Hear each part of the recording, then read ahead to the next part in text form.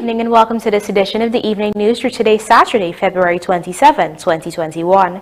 I'm Jemima Holmes. Thanks for joining us. In the headlines tonight, 26 Haitians, 1 Cuban, traveling from Guyana arrested in Brazil for illegal entry. 4 escaped from LETHEM station as police recapture LUSIGNAN prison escapee during raid.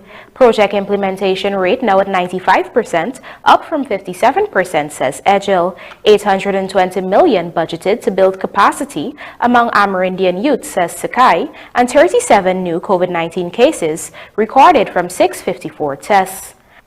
And now for the news in detail. We begin tonight's newscast by telling you that federal police in Brazil have arrested 27 immigrants, 26 Haitians, and 1 Cuban who illegally entered Bonfim from Guyana. In our lead story tonight, you will hear that Brazilian authorities had previously complained to Guyana about Haitians using Guyana as a transit point to illegally enter the Portuguese country. Vanu Manichand has more. Guyana's Customs Anti-Narcotics Unit CANU said that the more than 24 immigrants were intercepted during the course of Friday evening and Saturday morning. In addition to the 26 Haitians and 1 Cuban, the federal police also arrested taxi drivers who were waiting to transport the immigrants in Brazil. CANU said some of the Haitians arrived in LETHEM during this past week and were initially denied entry into Brazil. A statement from the unit added, quote, "But it was suspected that they would try to use other routes to cross over. Hence, the information was passed on to Brazilian counterparts by CANU, who then alerted their law enforcement units within the area." End quote. Only recently, Brazil's federal police and CANU signed a memorandum of understanding to share information and conduct joint operations involving narcotics and other criminal activities. According to CANU, the arrest of these immigrants is one of the successes coming out of that arrangement. It said, quote, "The movement of persons through unofficial crossings not only poses a security risk but also a health risk due to the ongoing COVID pandemic." End quote. Guyana has previously been flagged as a transit point for narcotics trafficking, but more recently has seen increases in both Haitians and Cubans using the country as transit to get to other neighboring states and even the United States of America. Back in December, Attorney General and Legal Affairs Minister Anil Nandlal had disclosed that while government is grappling with immigrants abusing Guyana as a transit point, the Brazilian government had complained about this practice. We have a complaint from the Brazilian government to say that Guyana is being used as a transshipment point for people smuggling into Brazil, and we are being blamed for that. We are not an island. We are a mainland, and we have extraordinarily wide borders that are almost impossible to monitor and to police. And we have we have treaty obligations that we are possibly in violation of because of our inability to curb this influx of illegal immigrants into our country. Reporting for the Evening News, Vanu Manichand. After 5 months on the run following his escape from the LUSIGNAN prison on the east coast of Demerara, James Moore was recaptured this morning by ranks of the Guyana Police Force during a raid exercise in Sophia, Greater Georgetown. More in this Luanda McAllister report. The convicted prisoner James Moore was recaptured in Airfield, Sophia at about 6 hours 15. According to police, a cordon and search exercise was conducted in several areas in the city, including Sophia, Tiger Bay, Stabrook Market Square, Border Market, and Cross Street, Work and Rust, during which the prison escapee was recaptured. The 23-year-old prisoner, who hails from New Road Dairy, West Bank, Demerara, and Dennis Street, Turkine, Greater Georgetown, had escaped on September 29, 2020, while him along with 13 other inmates were working in the kitchen at the LUSIGNAN prison. In a statement on Saturday, Acting Director of Prisons Nicolon Elliott said Moore will be charged criminally for escaping from lawful custody. Moore was serving a 3-year sentence for armed robbery at the LUSIGNAN prison. More than a week ago, 4 prisoners, including inmates on death row, who were convicted for murder and manslaughter, had escaped from the high-security Mazaruni prison in Region 7. Those who escaped are 25-year-old Imran Ramsawat of Adelphi Village, East Coast, Berbice, 44-year-old Kenrick Light, whose last known address was Grand Good Intent, Lower Pomeroon River, 22-year-old Samuel Govaya of Good for Wacton, East Coast, Demerara, and 22-year-old Raymond Jones of Tamiri, East Bank, Demerara. It was reported that during the unlocking of the solitary division at the Mazaruni jail, the padlock was observed to be tampered with, and further checks revealed that 2 bars within the cell were cut and the 4 men missing. While the men remain at large, the father of Raymond Jones has since been charged for harboring the convicts after he gave them shelter and a change of clothes shortly after their escape. Reporting for the Evening News, Luana McAllister. Meanwhile, police are now on the hunt for 4 men who escaped from custody at the LETHEM police station lockups. Those on the run are 36-year-old Jack King Paul of Kwamatang Village, North Rupununi, 20-year-old Clarence Rodney of LETHEM Central, and Venezuelan nationals 26-year-old Yon Rug Hernandez, called John Roberts, and 18-year-old Zarlos Edwards Thomas, both of Tapatinga, LETHEM. The men escaped sometime between 12:05 hours and 7 hours on Friday, and they dug a hole in the ground at the LETHEM station. According to the police, another prisoner at the station alerted ranks of the absence of the 4 men from the lockups. Upon inspecting the area, ranks found a metal rod next to the hole in the ground. Up to news time, none of the 4 escapees was recaptured. We now tell you that Home Affairs Minister Robeson Ben has announced that government is currently working on improving the local prison system by ensuring officers operate in a more professional manner while also showing empathy to inmates. Luana McAllister joins us with the details. Home Affairs Minister Robeson Ben made these remarks during the ongoing debates on the 2021 budget in the National Assembly. I have repeatedly told the agencies that I don't want prisoners beaten. I don't want their food taken away. I have requested that the prison system plant 4,000 fruit trees to help improve the diet of the prisoners. I have asked the Minister of Agriculture for 4 shade houses to act as nurseries. And I said prisoners should be able to get a banana and an egg regularly.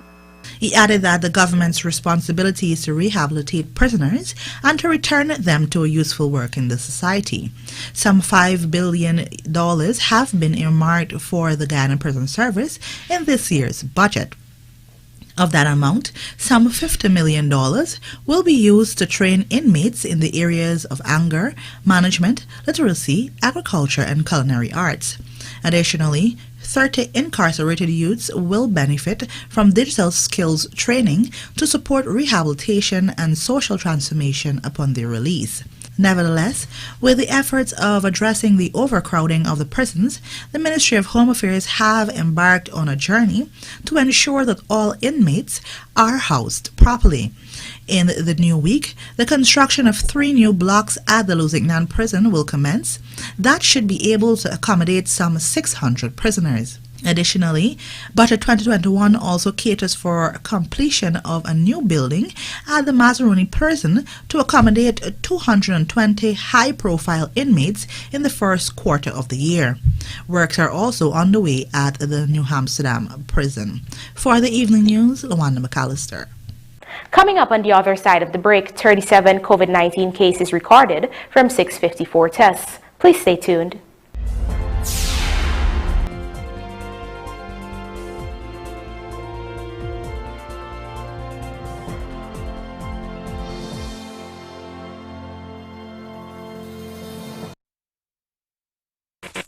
Moving, lifting, or bending, whatever the job, we at Sylvie's Variety Store have the right tools to make it happen. Pallet jacks and hand trucks for bonds and industrial sites, easy pickup and convenient maneuvers. Chain hoist from Roughneck and Northern Industrial, the perfect solution to lifting heavy objects. And then there's the 12-ton and 16-ton hydraulic pipe benders from 1/2 to 2 inch. We also stock the shop press machine from Northern Industrial. Sylvie's Variety Store stocks the tools to make it happen.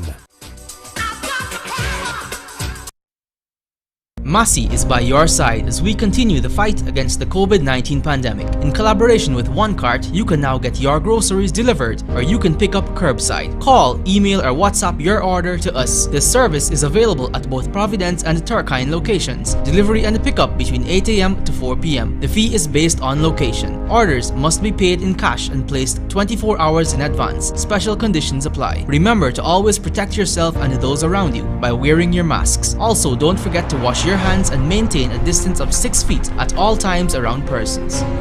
Massey Stores. Our family serving your family.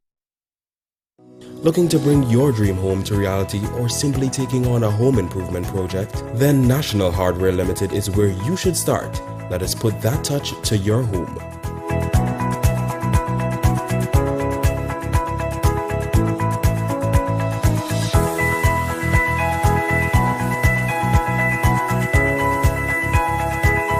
Choose from over 1,000 Berger Paint original hues for any surface.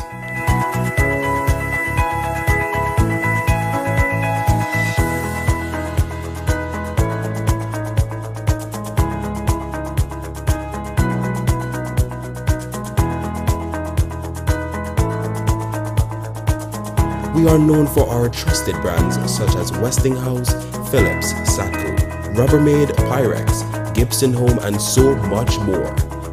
National Hardware Limited, your do-it-best store, located in downtown Georgetown and industrial site Rheinveld.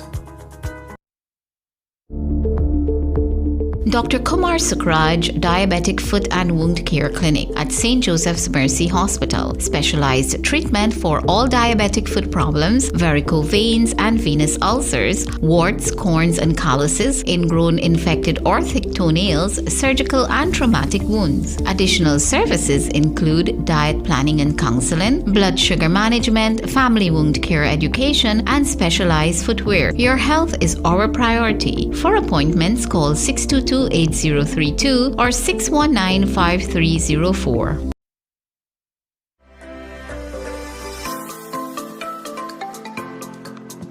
Hello everyone, I am Dr. Malika Mutu. I am a pediatrician in private practice, and I have been an advocate for immunization for close to 20 years. And for those of you wondering why vaccinate, why do I support vaccination? It is because vaccination helps provide immunity to children before they are exposed to potentially life-threatening diseases. Immunity is the body's way of preventing disease. When a baby is born, their immune system is not fully developed, which can put them at greater risk for infections. Vaccines reduce the risk of infection by working with the body's natural defenses to help safely develop immunity to disease. Vaccines are safe and effective, and vaccines work. For more information on vaccines, please speak to your healthcare provider or contact the Ministry of Health.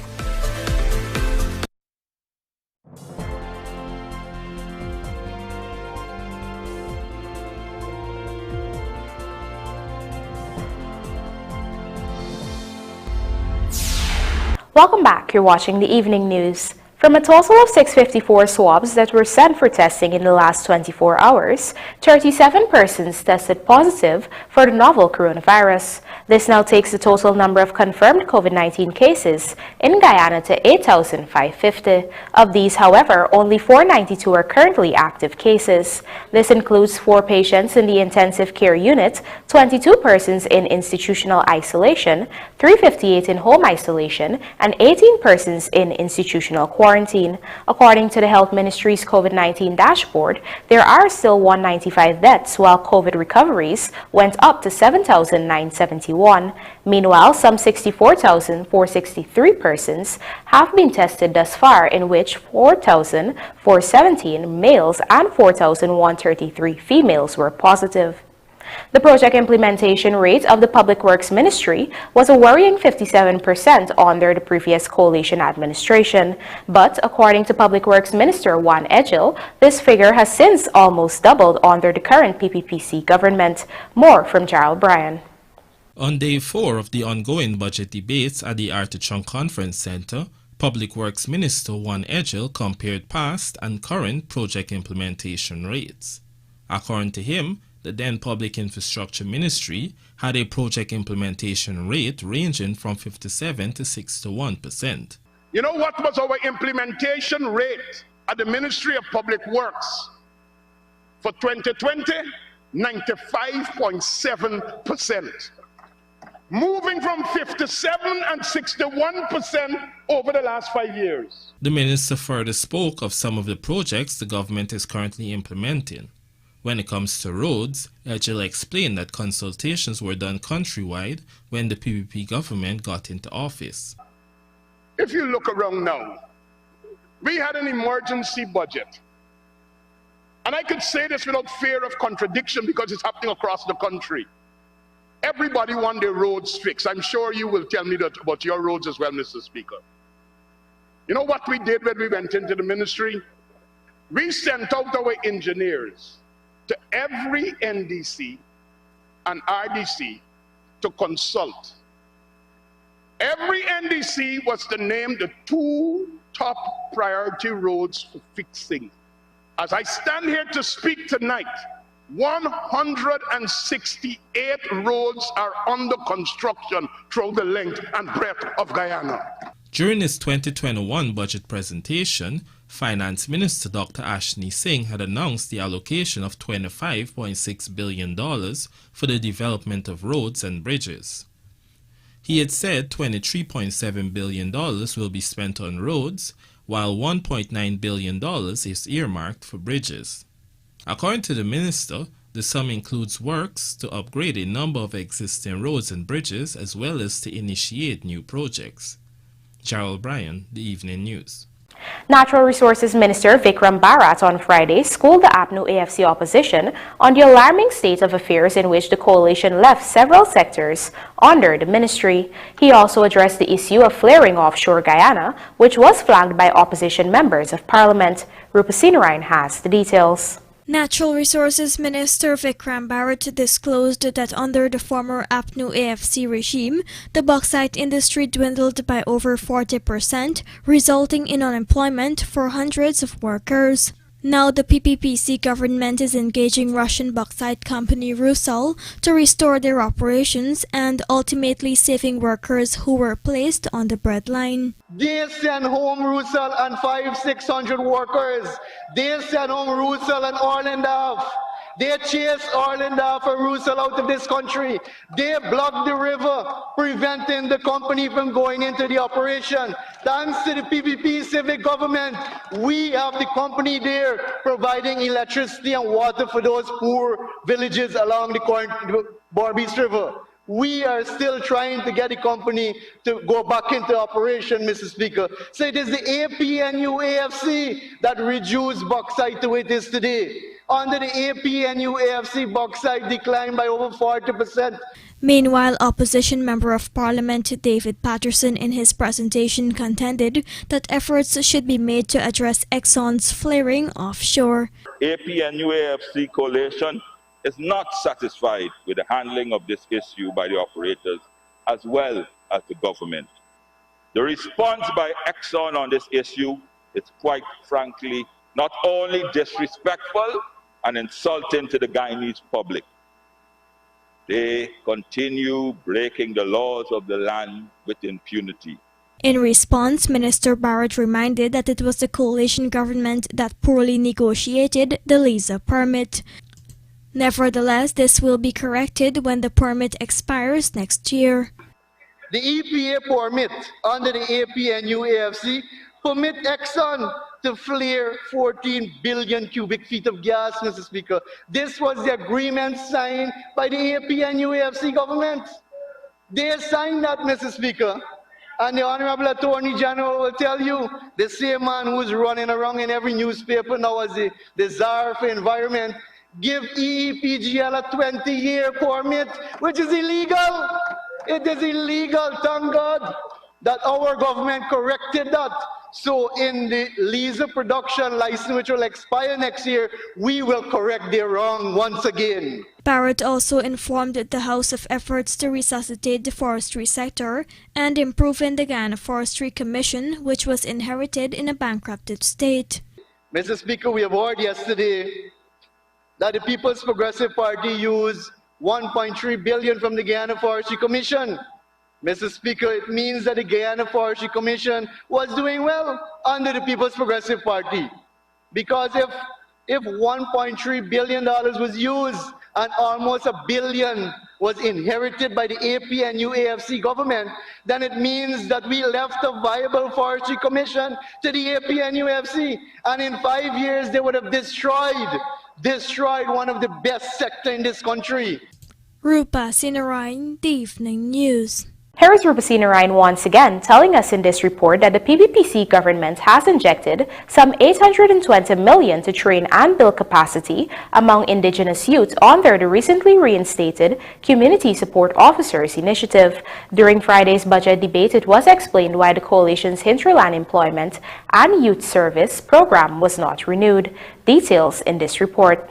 After taking office in 2015, the APNU AFC had dismantled the Community Support Officers Program and replaced it with the Hinterland Employment and Youth Service, HAIS initiative. Opposition Member of Parliament Vincent Henry told the National Assembly on Friday that government should have continued the HAIS initiative instead of resuscitating the CSO program.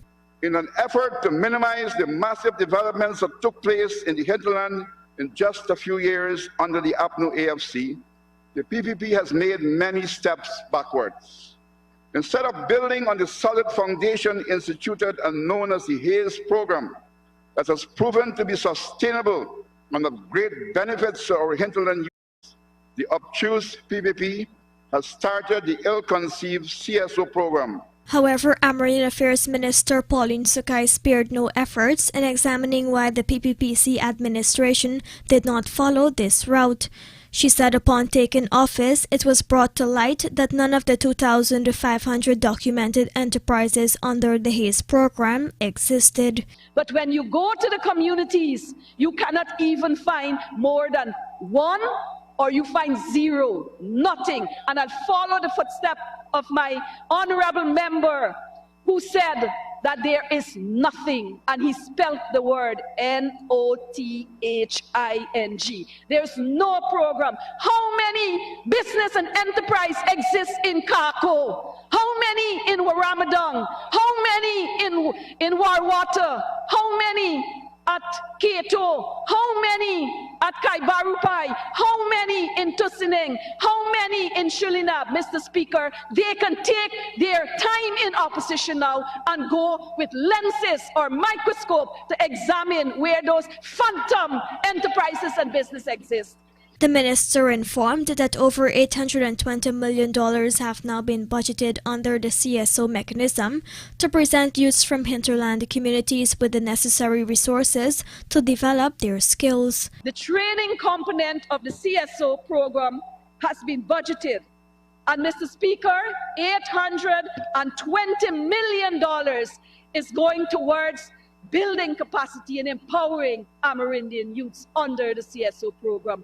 Mr. Speaker, that is what you call interest in youths. That is what you call delivering on our commitment to young people. Moreover, SUKHAI told the House that there are correspondences from former Subject Minister Sidney Alicock of plans to shut down the HAIS program since he was in office. And Mr. Speaker, they claim that we have not renewed the HAIS program, but there is also correspondence from the then minister who no longer sits in this house the Honorable Sidney Alicock, when he was minister, writing to the Minister of Finance, stating that in 2019, there was no more money to address the HACE program, and he had to disconnect all the staff that were in the region and the entire program, and that he was going to keep 4 staff to ensure that they tie up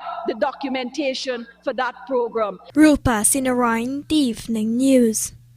We'll now take a look at the bridge reports. The Demerara Harbour Bridge is scheduled to be closed on Sunday, February 28, 2021 at 4 hours 30 for a period of 1.5 hours. Meanwhile, the Berbice River Bridge is scheduled to be closed on Sunday, February 28, 2021 at 5 hours 15 for a period of 1.5 hours. And now for a look at the local stock exchange market compliments of GASI.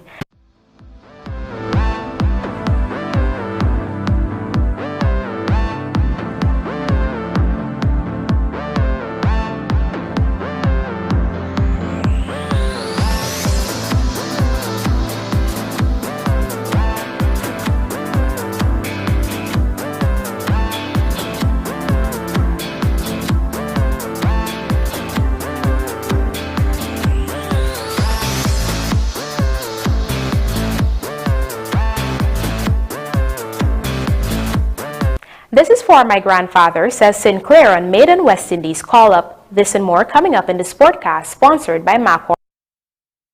Ultra Lubricants, the leading lubricants for tropical conditions, has been serving you for over 40 years, extending the life cycle of your vehicle's engine by protecting it from wear and corrosion, removes impurities, and reducing frequent vehicle oil changes. Ultra Lubricants is for every market, from two-wheel light vehicle to trucks, construction, agriculture equipment, mining activities, and boating. Ultra Lubricants, world-class lubricants for tropical conditions. Distributed by Industrial Supply of Guyana, Inc. and available. Your #1 supermarket cost cutter has everything you need. Come down to our Sheriff Street or our Track A Farm East Bank Demerara location and shop in comfort, knowing that you're also getting the most competitive prices. We currently have specials on onions, 5 pounds for $500 or 50-pound bag for $3,500. Purple onions, 25-pound bag for $22.50. Happy macaroni, 400-gram packet, 1 for $200 and 3 for $500. Just Juice, 500 milliliter, 1 for $135 and get 4 for $500. Miran soybean oil 500 milliliter bottle, 1 for $275, 4 for $1,000. Aqua Pure water 24 330 milliliter bottles, $1,100 per case. Buy 10 cases and get 1 case free, and much more. Give us a call on 231-7180 or 502-5660. You can also WhatsApp our farm branch on 686-6501 and our Sheriff Street branch on 686-7536. When you're looking for superior aftermarket parts, where do you get the reliability and convenience to reduce downtime? The answer is Yellowmark, repair and replacement parts from Caterpillar, that is available only at MacCorp. Yellowmark was developed by Caterpillar, unlike cheap off-the-shelf aftermarket parts. At MacCorp, we will offer you helpful advice on identifying, finding, and installing the right Yellowmark part for your operation. Yellowmark, for reliability and convenience at a lower cost. Available at MacCorp. Let's do the work.